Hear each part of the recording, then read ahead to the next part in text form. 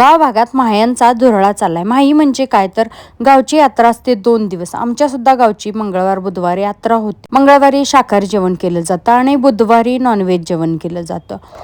शाकाहारी जेवणारे पाहुणे मंगळवारी सांगितले जातात आणि मांसाहारी जेवणारे पाहुणे बुधवारी सांगितले जातात. हा बुधवारचा व्हिडिओ आहे. आता यात्रेसाठी मटण करायचं म्हणजे चूल तर बनलीच पाहिजे, म्हणून आईनं विटा आणून दिली आणि भाऊजाईनं मस्त अशी त्याची चूल तयार केली. आईनं लाकडं आणली, शेणी आणल्या आणि त्याला दणदणीत असा जाळ लावला. आता एवढा दणदणीत जाळ लागलाय आणि त्याच्यावरती भांड ठेवायचं म्हटल्यावर भांड आता काळं कुट्ट होणार, म्हणून आईनं मस्त अशी आयडिया केली. जे भांड चुलीवरती ठेवायचं आहे त्या भांड्याला माती लावून घेतली. जे भांड आपल्याला चुलीवर ठेवायचं आहे त्याला अशा पद्धतीने जर माती लावून घेतली आणि मग ते चुलीवर ठेवलं तर भांड घासायला पण त्रास होत नाही आणि भांड पण जास्त काळं होत नाही, आपले हात पण जास्त काळे होत नाहीत. म्हणून अशा पद्धतीनं माती लावून घेतली. तुम्ही जर चुलीवरती स्वयंपाक करणार असाल आणि तुम्हाला अशा पद्धतीनं भांडं जर चुलीवर ठेवायचं असलं तर माती लावून घ्या. अशा पद्धतीनं जर माती लावली तर अजिबात आपल्याला घासायचे कष्ट जास्त पडत नाहीत आणि भांडंसुद्धा जास्त काळं होत नाही. पांढरं शुभ्र आहे तसं भांडं नंतर घासल्यानंतर निघतं. चला, इकडं तर भांड्याला माती लावून झाली. आता आईनं ते भांडं आणून चुलीवरती ठेवलं आणि त्याच्यामध्ये आता पाणी तापायला ठेवणार आहे. मटणासाठी आपण हे पाणी तापायला ठेवलंय. हे पाणी तापेपर्यंत आईचं दुसरं बाकीचं काम आवरून घ्यायचं चाललंय. इकडं आम्ही सुद्धा काही थोडी फार तयारी करत आहोत. मटणासाठी पाणी तर तापलं.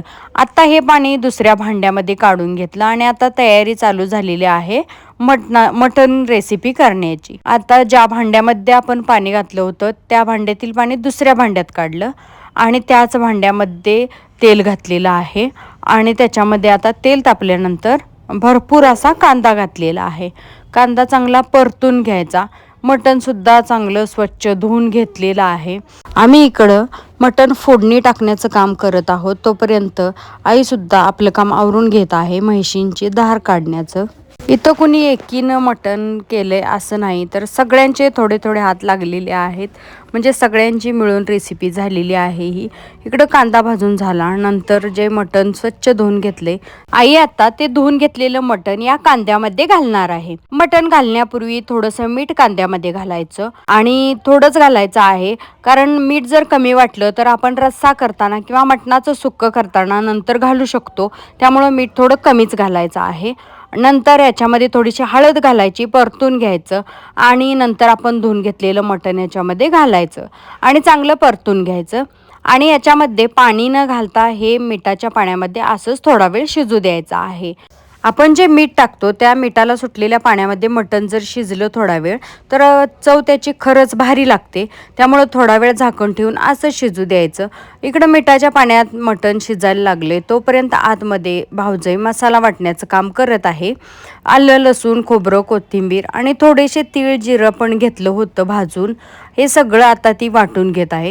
इकडं मसालासुद्धा भरपूर असा वाटून झाला आहे, कारण आम्हाला रस्सा पण भरपूर करायचा होता म्हणून आणि सुक्कं पण भरपूर करायचं होतं म्हणून. मसाला वाटून झाला तोपर्यंत इकडं मटणामध्ये आईनं पाणीसुद्धा घातलं होतं आणि त्या पाण्यामध्ये मटण चांगलं शिजलेलं आहे आणि हे मटण आता दोघी मिळून परातीमध्ये काढत आहेत. इकडं शिजलेलं मटण काढलं.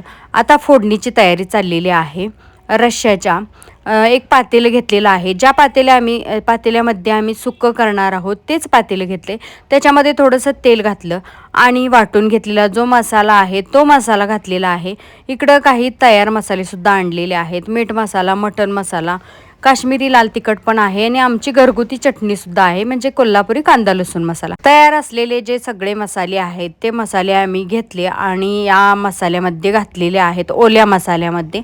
आता हे सगळं चांगलं भाजून घ्यायचं तेल सुटेपर्यंत भाजल्यानंतर याच्यामध्ये आम्ही काय केलं तर थोडासा अळणी जे पाणी आहे ते पाणी याच्यामध्ये घातलं आणि या भांड्यातील सगळा मसाला मटण शिजवून घेतलेलं जे अळणी पाणी आहे त्याच्यामध्ये घातलेलं आहे आणि अशा प्रकारे तांबडा रस्सा दुसऱ्या चुलीवरती आम्ही उकळायला ठेवलेला आहे. आता त्याच पातेल्यामध्ये थोडंसं पाणी घेतलं आणि पातेलं थोडं खळबळून घेतलं, का तर त्यात भाजलेला मसाला पुन्हा करपायला नको म्हणून. आणि नंतर चुलीवरती ठेवून त्याच्यामध्ये थोडंसं तेल घातलं. तेलामध्ये कांदा घातला आणि लाल तिखट, कोल्हापुरी कांदा लसूण मसाला आणि जे काही तयार मसाले आम्ही आणले होते ते घातले.